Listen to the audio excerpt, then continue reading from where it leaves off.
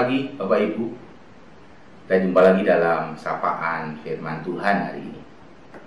Semoga Bapak Ibu semua sehat dalam berkat Tuhan, dalam sukacita untuk terus melayani Tuhan dalam hidup ini.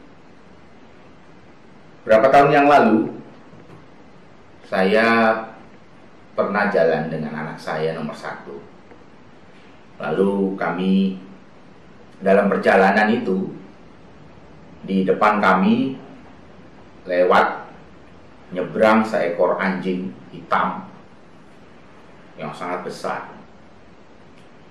Anjing itu jalan sendiri begitu tanpa ada tuan pemilik anjing itu, dan sangat besar anjing itu. Anak saya waktu itu masih kecil, nomor 1 masih kecil.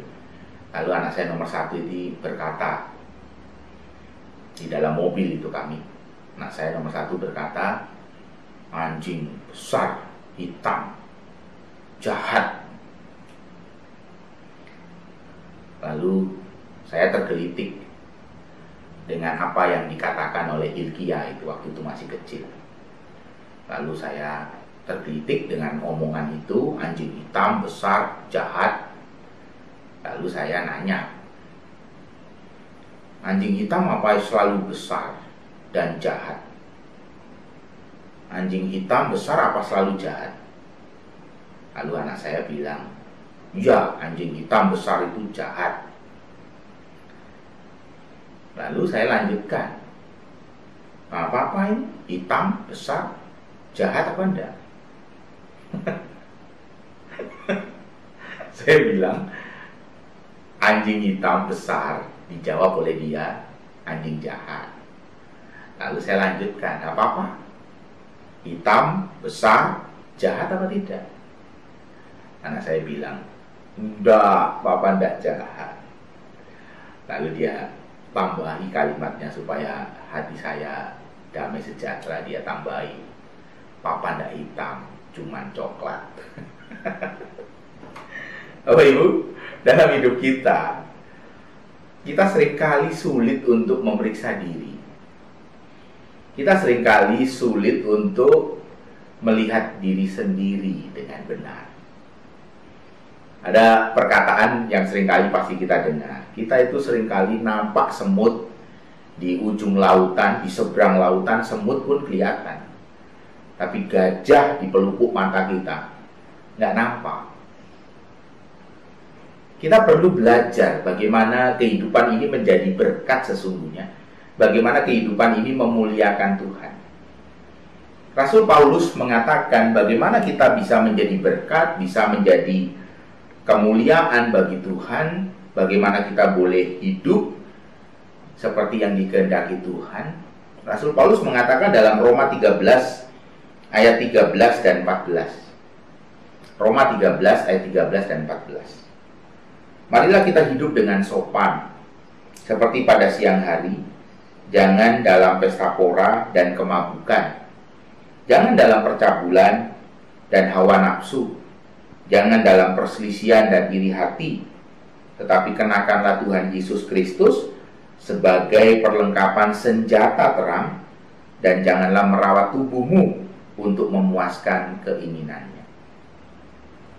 Rasul Paulus mengajak orang-orang percaya, orang-orang Kristen di Roma untuk hidup dengan mengenakan perlengkapan senjata terang. Mengenakan Tuhan Yesus Kristus dalam hidup mereka sebagai perlengkapan senjata terang. Yang menarik adalah kata demi kata yang mengikuti perkataan Rasul Paulus ketika mengenakan Tuhan Yesus Kristus sebagai perlengkapan senjata terang. Kata-kata yang mengikuti kalimat itu menunjukkan persoalan terbesar ada pada diri kita. Janganlah hidup dalam kemabukan, dalam percabulan, dalam perselisihan iri hati. Jangan merawati tubuhmu untuk memuaskan keinginannya. Semuanya, kalau kita perhatikan, itu menunjuk pada diri sendiri. Jadi perlengkapan senjata terang itu bukan untuk membidik orang lain, bukan untuk ditodongkan ke orang lain, tetapi untuk ditodongkan ke diri sendiri, untuk membidik hati dan pikiran kita sendiri. Sehingga kita boleh hidup benar di hadapan Tuhan. Bapak Ibu saudara sekalian dikasihi Tuhan Yesus Kristus, seringkali kita membidikkan firman Tuhan untuk orang lain. Tapi Rasul Paulus mengajak kita untuk melihat dengan cermat bagaimana supaya kita ini membidikkan firman Tuhan pada diri sendiri, membidikkan firman Tuhan pada hati dan pikiran kita. Supaya kita tidak hidup dalam percabulan, tidak hidup dalam perselisihan, tidak hidup dalam iri hati, tidak hidup dalam kemabukan, tidak merawati diri sendiri untuk keinginan dan hawa nafsu diri sendiri, tetapi hidup bagi Tuhan. Marilah setiap hari ketika kita mendengar sapaan firman Tuhan, kita membidikkan firman Tuhan itu untuk diri kita sendiri. Ketika kita mendengar firman Tuhan, marilah kita berpikir bahwa firman itu untuk diriku. Tuhan ingin aku berubah. Tuhan ingin aku hidup bagi Tuhan. Selalulah membidikkan firman Tuhan pada diri sendiri. Jangan membidikkan firman Tuhan pada orang lain. Tuhan memberkati kita. Tuhan menolong kita. Amin.